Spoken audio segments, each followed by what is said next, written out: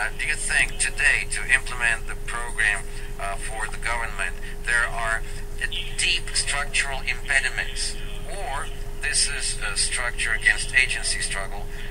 There is more attention, more problems in the dimension of decision making and routine activity. So there's no deep structural problems, and this can be overcome. Please. I'll try to answer your question, but before that I want to thank the organizers of this forum, Mr. Prime Minister, Governor Kuznetsov, for inviting me to Krasnoyarsk to participate. Now, Russia's economic development in the last 13 years has been remarkable. Russia has become an upper middle income country. The World Bank puts its GDP per capita at $21,000 in purchasing power parity terms. That's up from $6,000 in 1999. So this is a very impressive achievement. The question is, can this continue? Can Russia continue to grow at rates of more than 3% a year? Can it catch up with the most developed countries in the world? And one way to think about this is to look at other countries and to look at what's happened to countries that in the past have reached Russia's level of development today. What happened afterwards? And a good number of countries, when they reach the level of about $15,000 to $20,000 a year purchasing power parity with GDP per capita, they fall into what economists have started to call the middle income trap. Growth slows down, and sometimes they stagnate, or sometimes they just grow more slowly, but they don't catch up with the leading countries. Now, what explains which countries are able to avoid the middle income trap? Well, there are no definite answers at this point, but if we look around the world and we identify which countries are significantly richer, more developed than Russia at this point, they fall into three main groups. First of all, there are the countries of Western Europe, North America, some in the Caribbean, which tend to rate relatively highly on measures of rule of law and democracy. Second, there are a handful of states that have enormous oil wealth, such as Qatar, Kuwait, or Equatorial Guinea. And third, there's Singapore.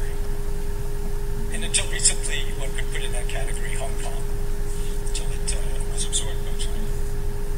So if the past is a guide to the future, and of course Russia might invent a completely new path, but if the past is a guide to the future, then there seem to be three main ways that Russia could grow significantly richer than it is today. First, to invest in a massive increase in output of oil and gas. And I mean massive because if we look at the level of income that comes from oil and gas in Russia today, per capita, per citizen, in the last 10 years it's been about $2,000. In Kuwait, it's $19,000. So to reach a higher level of income on the basis of just increasing oil and gas production, Russia's production of these things would have to increase by many times. Second strategy would be to try to imitate Singapore and submerge the country completely into the global economy with extremely high rates of trade. So Singapore has a level of exports of more than 200% a year. A huge amount of goods come into the country. And obviously that's easier to do if the country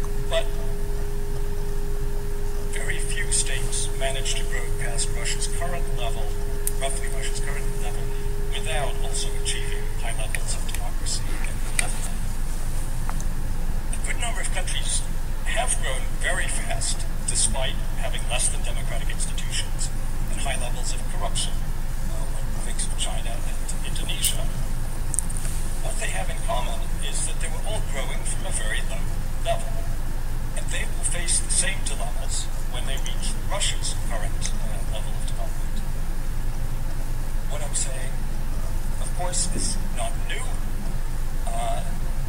Mr. Prime Minister, you yourself have been an eloquent advocate of modern, responsive institutions. You spoke about them today.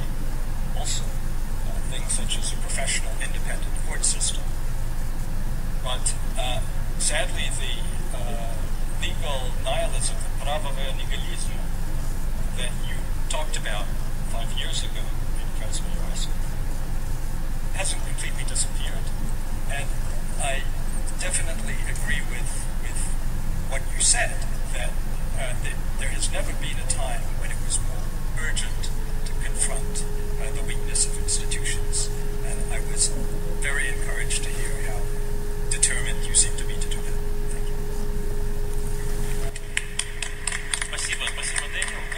Thank you. Thank you, Daniel. It would be great to start a polemic with you right now. That would be a pleasure for you and me. But I'd like to use your presentation to ask a question to Dmitri Anatolievich. You mentioned institutions, and I believe that all of you have heard that more often than not, experts, politicians, economists speak about the importance of institutions for development, for growth. But what they don't do very well is to record the state of institutions.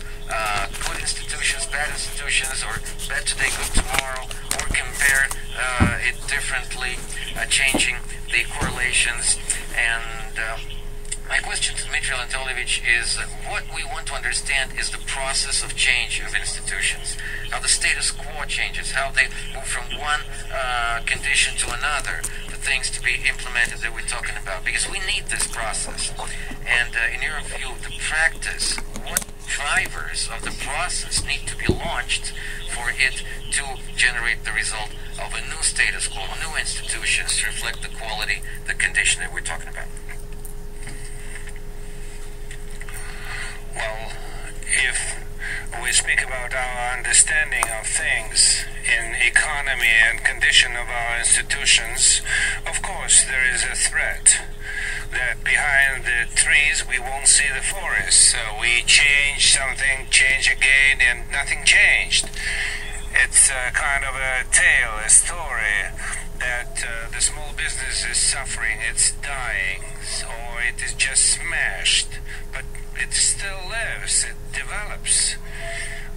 When you start talking with the representatives of the small business, sometimes people say, well, we are proceeding and something is better. And if we are talking about the system of indicators which will testify the quality of our institutions, so such systems of indicators we are doing, and the roadmap and the system of the open government is also launched, so we have to learn to use it. And what I would like also to mention, the things which were said by Mr. Treisman, that discussing our country and the possible ways of development. There is a popular opinion in our country appeared in the 90s that economic growth in Russia and development of economy and creation of effective economy could be done without democracy, without any changes in the political system. And everybody is pointing to our neighbors, and they say, well, it's very nice, people are trading with them, they are receiving money, the economy is growing. I don't want to analyze the historical roots of the development of economies and their